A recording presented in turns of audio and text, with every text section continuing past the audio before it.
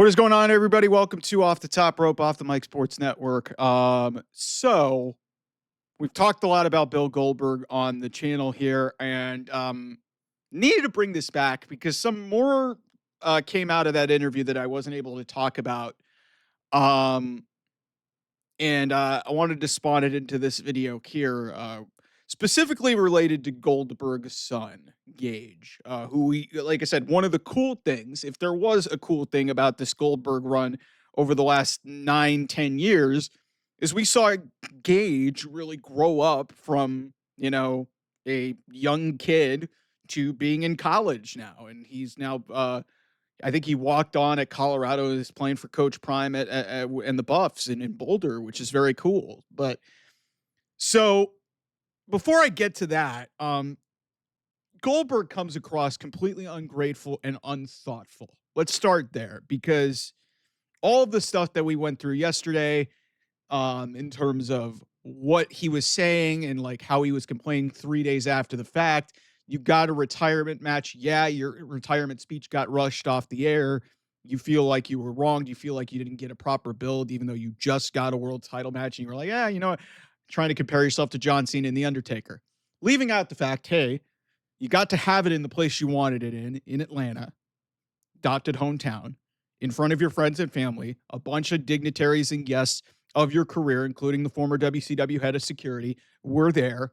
DDP was there. The WWE put up the speech afterwards on social media, and yet still, 3 days after the fact, he felt the need to complain about it. But there was a piece of this interview that really jumped out to me, and I know some people in the comments were kind of outraged at what I said, that I think Goldberg might end up in AEW, even though he said some pretty inflammatory things about AEW as well, that have kind of come to the forefront, saying that they were kind of amateurish. I can't remember exactly what he said, but he did not speak very kindly of AEW when it came to this final run. And he kind of manufactured it. But there was something related to his son, Gage, that was very interesting. Apparently, he was asked if they were talking about him and Ariel Helwani in this interview that I was talking about yesterday. We're talking about Gage specifically and his future, because he's obviously playing college football right now, walk on, as I said, at Colorado. So then asked by Ariel Helwani if there were any conversations with the WWE in regards to Gage. He said they tried to get him in the NIL, but when I found out how much they were going to give him, I put the brakes on that one. They would be ignorant if they didn't have an idea that it could be in his future. And apparently, I think it might have been related to money. Okay. So this is what goes back to what I said at the start of the video, that he's just ungrateful and he's unthoughtful and he's entitled because, guys, for those who watch LFG, Elijah Holyfield, do you guys know who that is? Former Georgia running back. And he's the son of one of the great boxers of all time, Evander Holyfield, who's made appearances on WWE television. Elijah is trying to become a professional wrestler on LFG. Did Evander Holyfield step in and basically say, well, I don't like what I feel like my son should get more than this? His son's working his ass off on another. I think he was on the first season of LFG. He's working his ass off to get through it again.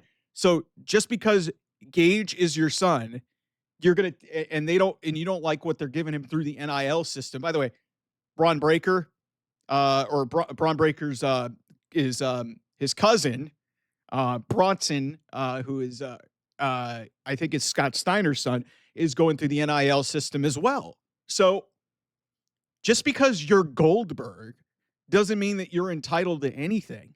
So again, unthoughtful, ungrateful, and really entitled. And by extension, he might be costing his son Gage a future career. I'm not suggesting that he's going to be anywhere near like the level of star that his dad was, but who knows? He could have, in the WWE system, could have developed into a better wrestler. Bill Goldberg, as much of a star and the intensity that he brought to his matches, was not a great wrestler. He was not. In fact, he was known for having short matches because he just killed people. Big, intimidating, physical, just would kill people inside of 2 minutes and squash people. And to just see all of this play out in real time, based off what happened at Saturday night's main event. Now you're just taking away. This is I'm not saying that WWE was justified, but maybe WWE kind of expected this, that like nothing that they were going to do was going to make Goldberg happy. But they gave him just about everything that he wanted. Yeah, could they have done a little bit of a better build? Sure. But they aired highlights in promotion throughout the week. They gave him a couple of segments to build to this. Like they did in 3 weeks about as well as you could to get us interested in a Goldberg Gunther match. And then Gunther helped carry him to one of his best matches of his career. Yet now, 3 days later, because he got cut off the air and he's pissed off about that, and he's pissed off about the whole process, and we'll probably find out more information down the road. He's just taking a battle axe to everything, and then hey, he also reveals, yeah, I didn't want to sign it. I didn't want to sign my son with WWE's NIL, leaving out the fact that NIL program has been pretty damn successful. Obafemi is a former, I think, shot putter at Alabama, now a great champion. Now, listen, Gage would have to, evolve in his own right and, get through the system, but you're basically stunting this guy's growth. Yeah, he wants to be a football player, but he's walking on at Colorado. We don't know if he's going to ever get into a situation like, walk-ons very rarely, you know, make it in. There's walk-ons that make it into the NFL, but on a high level, not really. So, and obviously with the Goldberg name, there's going to be more expected of him, fair or not. So, just he's cutting the legs from out underneath his son, and that's the other part of this that really frustrated me. And then he's also just coming across as a massive jackass because, listen, I said it on my other videos that, listen, I don't think WWE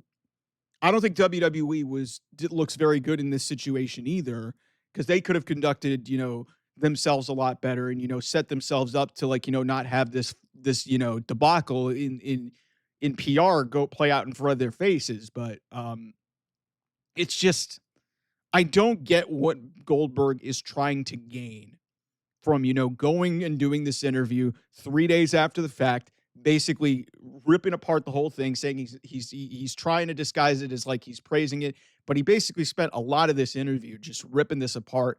And then he's comparing himself to Cena, he's comparing himself to Undertaker. He's saying, "I just got a world title match." It's like, dude, you got a match for the World Heavyweight Championship in your adopted hometown of Atlanta at 58 years old against one of the best that WWE has. And he gave you maybe your best match in WWE, one of your best matches of maybe your entire career. And yet you're still mad about it. And then by extension of going through that, you're also hurting other people. You're hurting potentially your relationship with WWE. And then obviously you said, yeah, I didn't want him to sign with NIL because I expected more. I was like, dude, you've got to understand, and this has been a problem with him his entire career. He just thinks he's above everything. And this guy, for the limited amount of skill that he brought to the wrestling business, should understand you should feel very privileged to have gotten what you did, even in that retirement situation, to just shit all over it and now potentially risk your son's future. I just think that comes across as really unthoughtful, really ungrateful. And he's a crybaby, man. So listen, we'll see what happens moving forward. But if he wants to have a potential career, or if he wants to potentially see through something as a dad, or even, hey, if he thinks that maybe it can do more, I don't want to see this guy anymore. I don't think anybody wants to see him because he's going to be 59 at the end of the year. But you've got to do some damage control with WWE and AEW if you wanted to potentially go down that road. And I think there's more odds of a path of AEW at this point because, Tony's a WCW mark and he would potentially, eat that up. And, if there's one thing that Tony Khan would do, he would honor the wishes of a legend in Bill Goldberg. I don't know how that would work out, but, we'll find out. But, yeah, this was a bad look. Anyway, thanks so much for watching. I'll see you guys soon. Bye-bye.